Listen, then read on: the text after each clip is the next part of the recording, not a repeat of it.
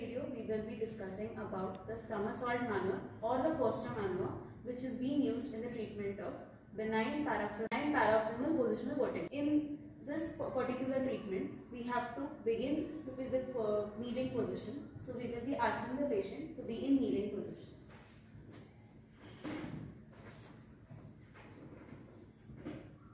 So this will be the starting position for this maneuver.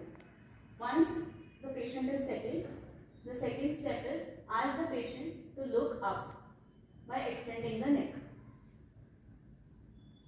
Wait for 30 seconds in this position till the patient feels any symptoms or dizziness or any nystagmus is present.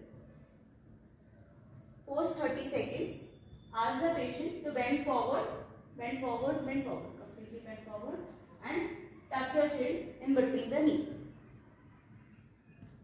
Again, for 30 seconds, we have to note down the symptoms, whether it's nystagmus or dizziness. So, in case if the patient's complaints are of left side or the patient is having symptoms of the left side, turn the patient's head to the affected side and look towards the elbow. Wait for 30 seconds for the symptom and later on ask the patient to come in all fours by maintaining the head position. Wait for 30 seconds for the symptoms and then ask the patient to come to kneel setting and turn the head to the affected side itself. No change in the head position. Again wait for 30 seconds and note for the symptoms.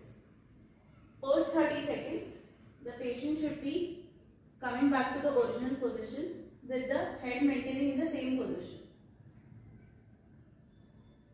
Look for the symptoms or nystagmus post 30 seconds and then ask the patient to look forward. Turn the head forward and look upright. Wait for 30 seconds and then ask the patient to close her eyes.